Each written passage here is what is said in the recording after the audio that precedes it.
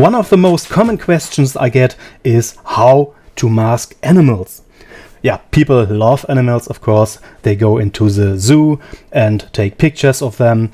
They take photos of their pets, and then they want to optimize the images, maybe by blurring the background or by putting their favorite animals into a compositing. And I did that too. I photographed this little meerkat here, and I put it on this floating wood here and asking for help. And I used it again in another compositing like this one here, where I depicted the little meerkats as Borg.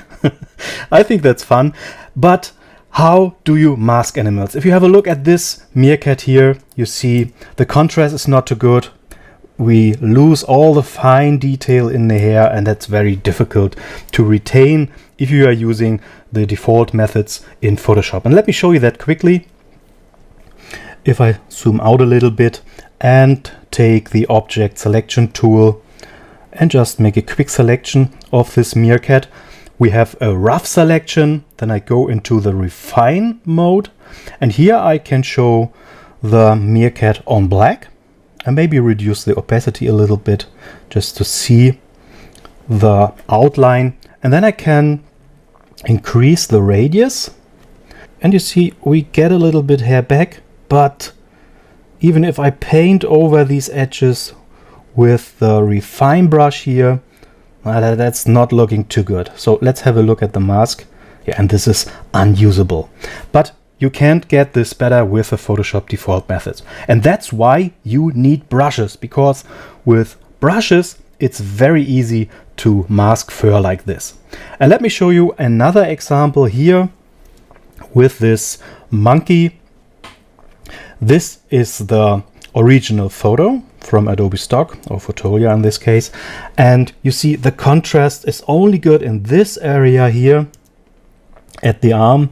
On the other side, it's good in this small area, but around the head, the hair is almost the same color and the same brightness of the background. And with brushes, you can do something like this. And that looks quite convincing, doesn't it? Of course, here I should have cared a little bit more not to create these horizontal hairs, but on this side, that looks quite good, doesn't it? And let me show you how you do that with the Docma Freistellen panel. We have a number of brush presets with which you can paint single hairs, fine streaks, and different fur types. So we have here fuzzy fur with medium length, we have fuzzy fur with a longer hair type, and we have frizzy fur or hair, and we have some default round brushes, one with a hard edge and one with a soft edge. And I would recommend to just play a little bit with those brushes to get a hang of them, to get to know them. And I suggest you just create a new file with a default Photoshop size, click on Create, and then test out these brushes. So let's try the first brush here, the single hair brush. And if I choose black color, you see with that brush, and of course it has to be active, you can paint single hairs or maybe whiskers of your cat, and you can mask with them or you can paint with them. And that's an automatical process here in the Docma Freistellen panel. You see we have the single hair layer which is automatically created when I activate one of these buttons. And I can do the same for fine streaks. If I click on them, you see we have another layer created automatically for the fine streaks. And now I can paint multiple hairs at once. And if I paint streaks, I have even some bigger lines. And I would not recommend to choose such thick lines, but maybe keep it at this density. And the brush size is automatically set by these buttons. We have a smaller, a medium, and a big brush size, but the radius you will find here in the options bar in the upper left is dependent on the size of the image you have open. So if you have a smaller image, you will get a smaller brush with this button than if you have a bigger image open. Yeah, and then you can try the fuzzy fur. Oh, I have to click on that. Like so. And then we have a new layer. And the names are still in German here. That's okay. You see, that is the fuzzy fur. And let me just delete what I have painted so far. Let's delete those layers so that we have a clear view. Like so. And again, I show you here the fuzzy fur, and that is painted here. And you see, that's perfect for short hair. Maybe some kinds of dogs have this fur on their back. Just short hair. Maybe you want to have longer hair, then you would choose one of the fuzzy fur long brushes.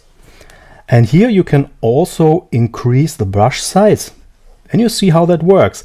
And the brush orientation follows the way in which you move your brush. So a little fur ball like this is no problem.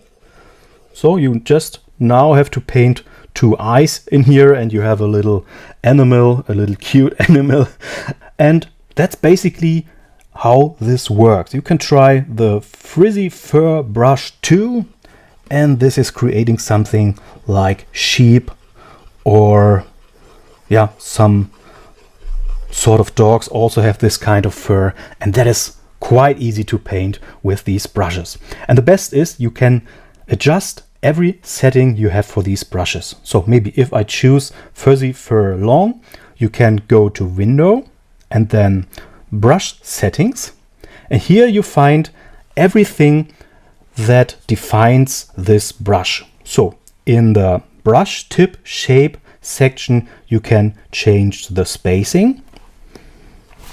And let me make the brush a little bit bigger. So this is with a bigger spacing.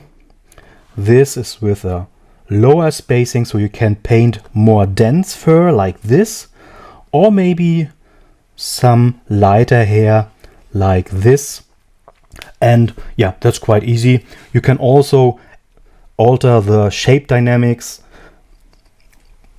adjust the scattering options, or even apply some color dynamics. So if you have here some color selected, that you have some variation, you also can increase the brightness jitter.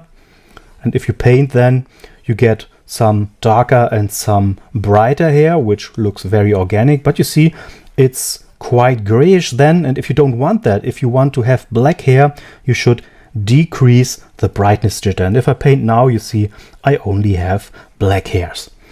Yeah, this is the way you would paint hair. So if you want to paint in this case, let's say I want to mask this guy, and let me quickly duplicate this file and call it test and delete the existing layers.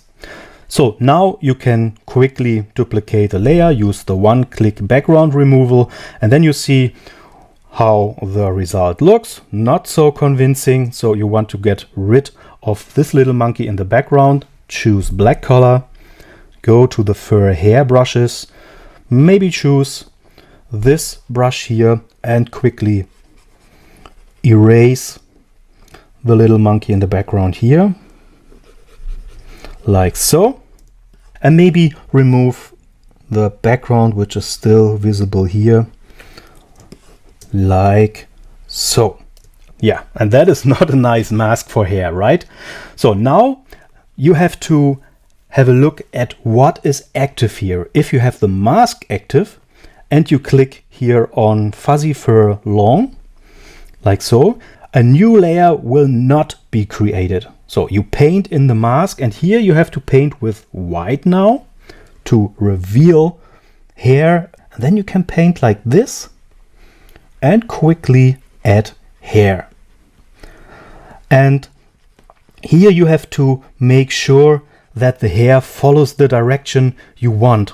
You also have to adjust the brush size so that the hair is not too small. You see, if I zoom in, this is too fine for this kind of monkey. So I would suggest to undo this and use a bigger brush. And you don't always have to paint along the outer edges. You can stay a little bit inside and paint like this. And if it's too big, make the brush a little bit smaller and go inside the contours, inside the face, and to adjust the direction of the brush. So let me undo this. You can always do a right click and then use this little widget here to rotate the brush. And if I now paint, you see the hair is pointing downwards. Maybe I should rotate it a little bit more. And in this way you can quickly paint the hair you want. And if I go up here to the top part, I want to rotate it in the other direction. And you can also rotate the brush by using the cursor keys on your keyboard. So just choose the right and left cursor keys to rotate the brush, quickly paint, and then you can quickly work around this monkey. And you see the hair that I'm painting now by painting in the mask has the same color as the background. And if that's not what you want, you should have created a smaller selection of the face here and keep with the brushes inside. And now you can quickly paint around here and then maybe rotate this in this direction for the other part. And that way you can quickly create such masks.